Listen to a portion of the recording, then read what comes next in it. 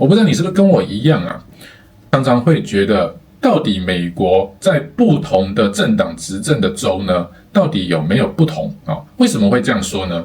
我们知道啊，民主党过去其实标榜的就是这个自由人权嘛，包含要保障所谓的少数群体、弱势群体，对吧？共和党在过去几十年，大家观念里都是只是为了让富人越富的一个政党。可是随着我们陆陆续续的报道了非常多期的节目，包含之前所谈的关于加州呢已经立法通过，男子只要在心理认同上是女性，就可以自由的转移到女子监狱去服刑，而造成女子监狱多起的强暴案件。以及我们知道加州政府也允许零元购啊，就是黑人可以自由的进入超商、百货公司抢劫，只要是低于$1000以下的物品呢，就不予追究。那你会好奇到底现在所谓如果是特别我们讲的不是摇摆州，而是特别像民主党所执政的蓝州以及共和党所执政的红州，也就是说除了州长到下面的参众议会都是由同一政党超过半数以上所把持的话，那这个不同的州执政出来，它反映在人们的居住正义、公平等等问题上面，是不是真的会有很明显的不同呢？简单讲，到底哪个政党所执政的州表现得更合理，或者说更好，对吧？你一定跟我一样有这个好奇嘛？所以我特别找了一个 Johnny Harris 所提供的节目。Johnny Harris 呢，他是美国的一个知名的 YouTuber， 也是独立记者和电影制片人。我非常惊讶的是纽约时报New York Times 做了几期叫做 Opinion 的这个节目呢，是请他来做深入的分析。我会把影片输出连结呢放在资讯栏底下，欢迎大家也可以上去看他更多相关的精彩研究。他是一个非常有意思的 YouTuber， 所以我在这边大力推荐他一下。不知道你跟我是不是一样，也非常期待想要来看一看他所做的精彩的研究跟结论呢？那就让我们话不多说，一起来看吧 ，Let's go！There is a question I've had for a very long time, and it has to do with this map. This is a map of the 18 states in the US where Democrats control the legislative and executive branches, or else have some veto-proof majority in the legislature. Democrats in DC often blame the GOP for foiling their progressive vision. When middle-class families see their taxes go up, they'll know Republicans are to blame. But if you zoom into these 18 states, there's effectively no Republicans standing in the way. So my question is, what do Democrats actually do when they have all the power? To answer this question, I teamed up with the Times editorial board writer Binya Applebaum. Okay, you got my attention. He's been thinking about and writing books about and reporting on this topic for decades. I think, Americans tend to view politics as a competition of us versus them, and they tend to think that if they would just get out of the way, then we can do the things that we want to do. There is no them standing in the way. There's just the we of Democrats and their supporters, and they get to decide what policy should look like in those states, and that is an opportunity for them to implement their vision. For this story, I also delved into this giant document. It is the 2020 Democratic Party platform. If you want to really understand what Democrats say they want, what their vision is for America, it's found inside of this document. This document serves as a guide as we zoom into these states to answer this question. What do Democrats really do when they have all the power? Nearly 554,000 homeless people from the 25 wealthiest Americans shows they're paying little in income taxes compared to their fortunes, sometimes nothing at all. We cannot, in good faith, blame the Republican Party when House Democrats have a majority. There's still very intense segregation happening in all kinds of forms all over this country. Okay, so let's start with California. To me, California is like the quintessential liberal state. From the state legislature to the whole executive branch to most of the big cities, Dems hold majority control. So what do they do with all this power? Looking at California, you have to look at housing. Okay, now wait, listen. When I hear the words housing policy, I tend to sort of doze off. But Binya insists that housing policy and what is happening in California is definitely worth looking at. You cannot say that you are against inequality in America unless you are willing to have affordable housing built in your neighborhood. And Democrats completely agree. Here in this document, the word housing is mentioned over 100 times. The neighborhood where you're born has a huge influence on the rest of your life. Children who are born in neighborhoods with degraded environmental conditions, with a lack of access to high-quality public services, poor schools, poor public transit, are at a permanent disadvantage. And they even say verbatim, housing in America should be stable, accessible, safe, healthy, energy efficient, and above all, affordable. Housing is a human right. Housing is a human right. The rent is going through the roof. Housing is a human right. How does California do when it comes to housing? You know where those signs are when you drive into a state that says, "Welcome to California"? They might as well replace them with signs that say, "Keep out." Because in California, the cost of housing is so high that for many people, it's simply unaffordable. The state has simply, for the most part, stopped building housing. I mean, there are cranes, there's housing going up, but it has slowed down over time really, really sharply, and it is nowhere near sufficient to keep pace with California's population. And so what you have is not enough housing and too many people trying to get it, and the inevitable result is that prices have gone up, and away. The median price of a home in San Diego County is now a staggering $830,000. All around California, there are cities full of people who say that they are progressive, they're liberals. They believe in a more equal America, a more diverse America. They show up to the marches, they put in the lawn signs about everyone being equal, but at the same time, they're actively fighting to keep their neighborhoods looking like this. Okay, wait, but that doesn't look so bad. It's just a bunch of houses in a neighborhood, right? No. It turns out that this is actually the result of specific policies, intentional policies that keeps these neighborhoods spread out and full of single-family homes, as opposed to higher density buildings like duplexes or apartment complexes. This is a real, serious fight, and you can get a glimpse into it by looking at a zoning map. Yes, we're looking at a municipal zoning map of Palo Alto, California. Don't leave yet. This is really where it sinks in, so just stick around. So everything on this map that is yellow is zoned for single-family homes, like this and this. One family can live here. But here in Palo Alto, there are a lot of new jobs. This is a desirable place to live for new opportunities. Over the past 8 years, the San Francisco area has added 676,000 jobs, but only 176,000 housing units. So a few years ago, the city council voted to change the zoning of one section of the city right here. Specifically this 2-acre plot of land.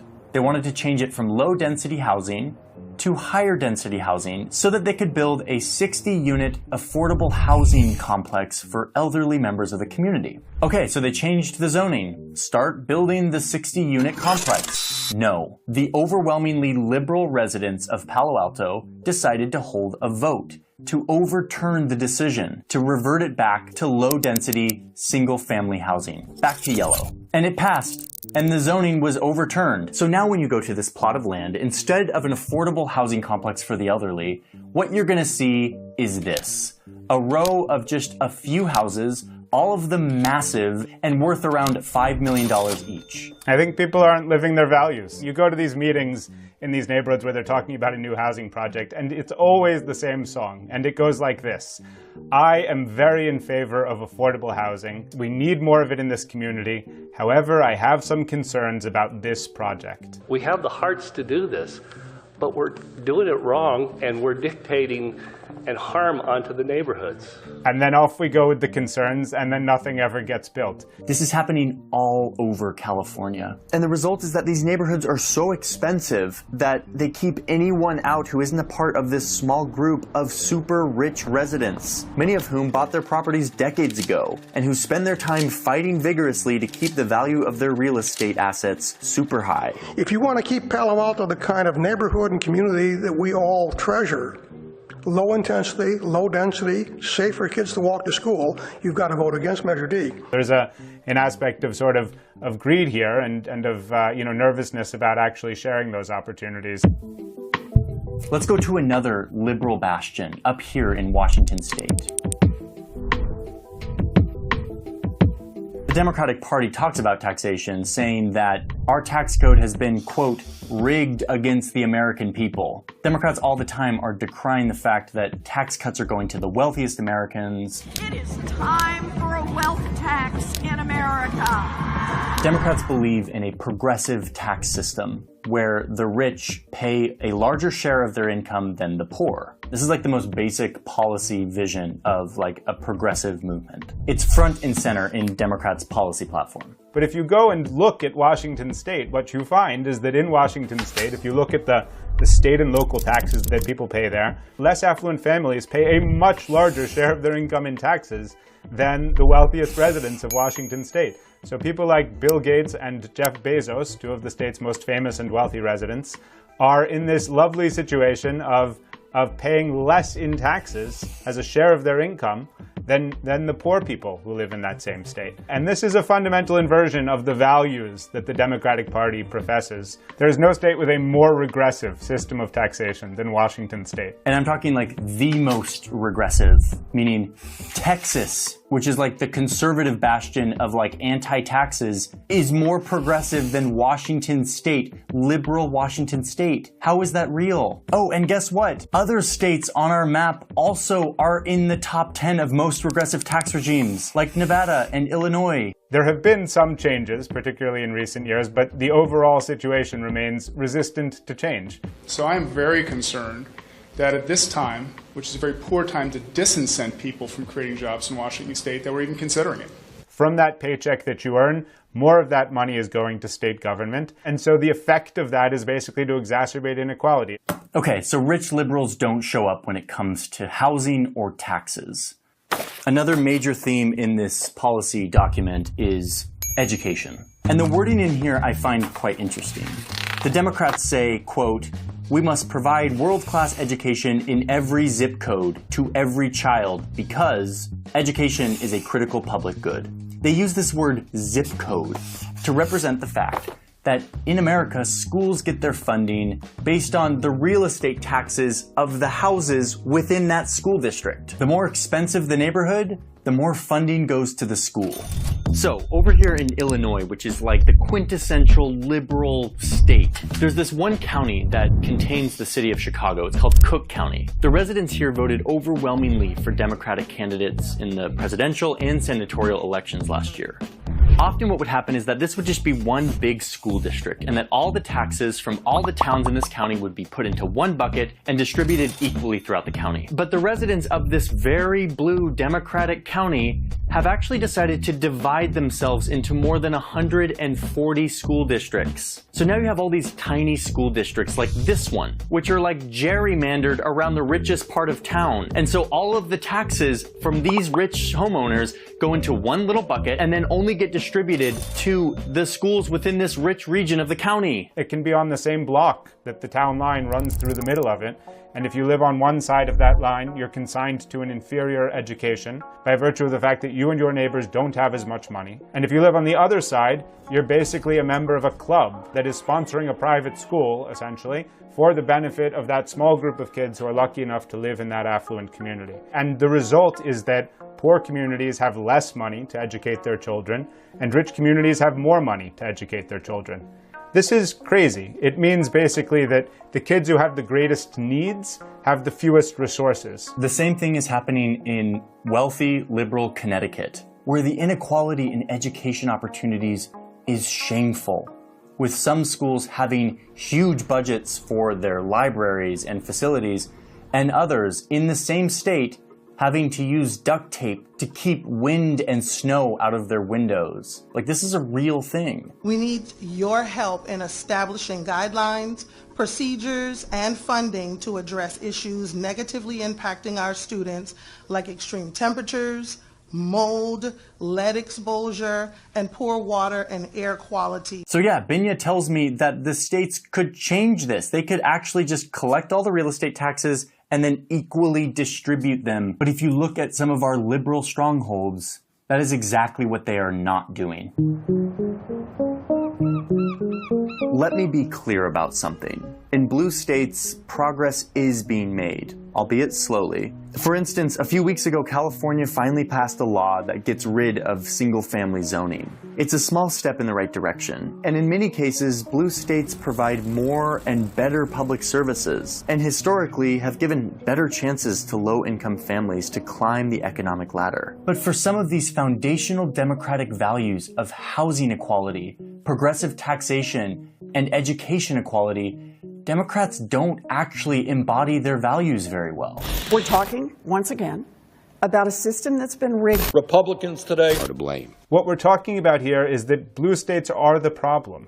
Blue states are where the housing crisis is located. Blue states are where the disparities in education funding are the most dramatic. Blue states are the places where tens of thousands of homeless people are living on the streets. Blue states are the places where economic inequality is increasing most quickly in this country. This is not a problem of not doing well enough. It is a situation where the blue states are the problem. Affluent liberals tend to be really good at showing up to the marches and talking about how they love equality. They're really good at putting signs in their lawns saying that all are welcome here. But by their actions, what they're actually saying is, yes, we believe in these ideals, just not in my backyard. We are not living our values. People who live in blue states, people who profess liberal values, you need to look in the mirror and need to understand that they are not taking the actions that are consistent with those values, not just incidentally, not just in small areas, but that some of the most important policy choices. We are denying people the opportunity to prosper and to thrive and to build better lives, and it is happening in places where Democrats control the levers of policy.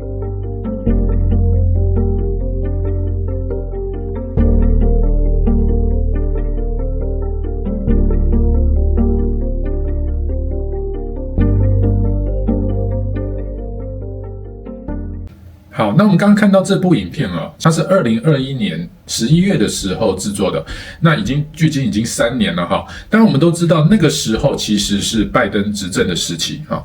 那你会发现呢 ，Jonny Harris 这个人啊，我看过他频道很多的一些内容哦，我发现他是属于那种喜欢做真相探索、解谜的哈。所以也许未来我们还会有机会再去分享他一些我个人觉得很精彩的影片。那我简单讲一下 Jonny Harris 这个人的背景啊，他其实是出生在犹他州。那我们都知道犹他州最大的就是摩门教哈。那摩门教呢是被基督教啊视作比较偏向异端的一个分支哈。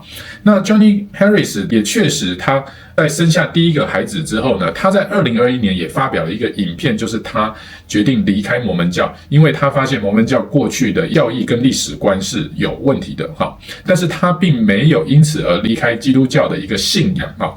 在这一部影片当中所呈现出来的，其实是会让我们非常跌破眼镜，好，可以说让很多人都发现到，原来民主党这些所谓已经变成寡头精英政治的人，其实是不是只是在打着一个标榜着自由、平等、人权，好这样子的一个口号，而其实在做图利自己自身利益的行为。拜托几个嘞！我觉得这个就是我们现在必须要很认真去看的，就是政客们他们所标榜的东西，跟他背后真正在操作的方式上有没有呈现一致。我觉得这个是非常非常重要，所以我觉得 Jonny Harris 这部影片非常宝贵，也有意义。好，那也希望同样的，这一次在2024年赢得执政大选的川普，能够真的也说到做到他所捍卫的圣经价值，希望他能够带领着共和党人持续的把好的基督教精神的文化跟传统给找回来，恢复美国真正建立一个享有平等人权的国家。我们这边是超級神队友，我们下期再见，拜拜。Yes, we know the cornerstone is Christ alone.